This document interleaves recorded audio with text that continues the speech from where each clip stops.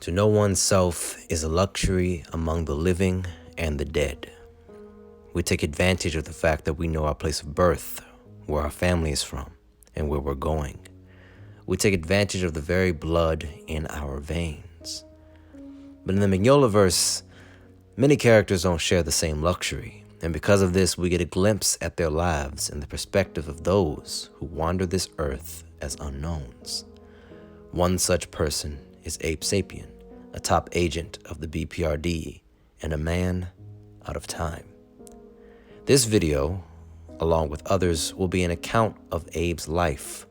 We'll explore his wins, his losses, his hopes, fears, and even his dreams.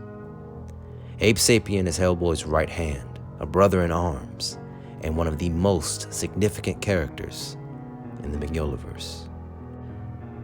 And unlike most biographies that start when a person was born, we're going to work backwards and start with when Abe was discovered.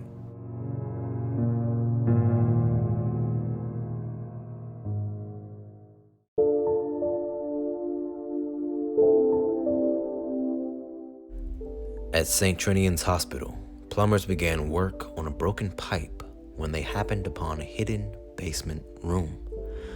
This basement was once a secret laboratory of the Oannes Society, a splinter group from the Heliopic Brotherhood of Ra that believed that the god Atum originated from the sea.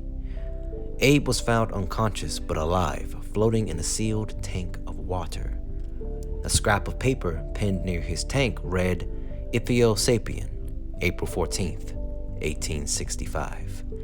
The word Ithio means fish-like, and of course Sapien means man, which combines to form fishman or fish-like man. Upon his discovery, Abe was sent to the BPRD headquarters in Connecticut for study, and it's where scientists actually gave him the name Abe because the date on his slip matched the date of President Lincoln's assassination. And afterwards, the BPRD paid the plumbers $2,500 each to keep the discovery a secret. On March 2nd, 1979, Abe was brought back from his unconscious state through electrical stimulation by BPRD scientists Dr. Waddell and Dr. Cobb. Once revived, Abe stayed in his tank for days in order for scientists to run various tests on him. Abe was unresponsive to those tests and seemed unable to communicate with anything the scientists could come up with, until none other than Hellboy, being no stranger to tests, rescued Abe from the laboratory. When Abe was able to move and function on his own, he was able to respond well with human contact, especially contact with Hellboy. And with no memory of his previous life, Abe was able to speak fluent English, apparently remembering the language rather than learning it. Hellboy and Liz Sherman were particularly fond of Abe, and the three of them would form a long-lasting friendship. And when it comes to the important key players in the BPRD, the three of them might as well be the Holy Trinity. Although Abe could stay out of water for up to a week, he would need to soak from time to time, so his skin wouldn't get dry and itchy. His talent for staying underwater for long periods of time would do him wonders in the field, and during his work in the field, Abe, while others stayed in the beds at night, would have to sleep in hotel bathtubs.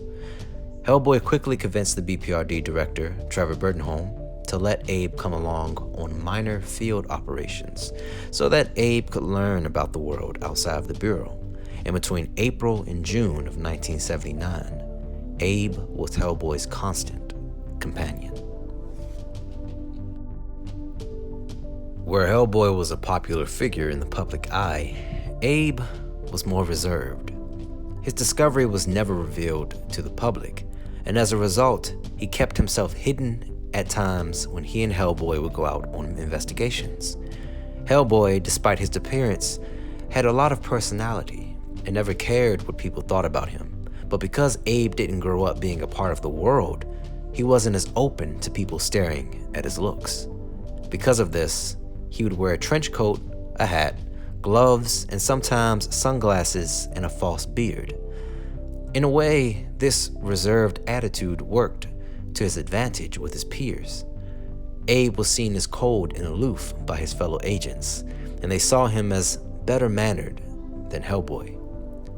A quote from Hellboy about his theory on why people fear Abe's appearance reads as followed: "Everybody's seen the weird stuff that lives in the ocean. They know that stuff is real, and it scares them. The whole hell and the devil thing is a bit more abstract." Things would come to a change in June of 1979, where a romance with archaeologist Anastasia Bransfield would draw Hellboy away, leaving Abe largely stranded at the BPRD headquarters. Liz and Abe developed a brother and sister relationship in the meantime, based on their mutual freak status as wards of the BPRD, and director Trevor Burtonholm would stand in as their father figure. Although, in Abe's case, Abe's relationship to him was more one of respect and gratitude rather than actual warmth. In 1980, Liz was made a full field agent, leaving Abe alone at headquarters as she began to travel on assignments. Because of this, Abe grew jealous of Liz's freedom. Liz was able to become a part of the world in ways Abe felt he never would, and once again, it was like being around Hellboy all over again. Of course, as many missions as Liz went on, in between missions, she did find time to spend with Abe. In 1981, although still not an official agent, Abe joined a small group of agents on his first mission without Hellboy. Mind you, this was his first mission since Hellboy left with Bransfield 2 years prior. This mission was a simple assignment: investigate a wrecked ship off the coast of Spain. But unfortunately, it turned into a disaster, with 3 men dead along with civilians.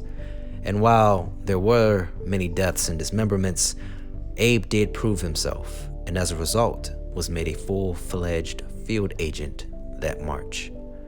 While the deaths did weigh heavily on his conscience, these did not stop Abe from doing what he had to do in many missions going forward. Hellboy soon returned to the Bureau, and for the next 14 years, Hellboy, Liz, and Abe worked together as a team on many assignments. It may have been a blessing in disguise that they worked together for as long as they did. For while each assignment proved successful for them, we will soon come to learn in the future that nothing could have prepared Abe and his family for the coming seeds of destruction.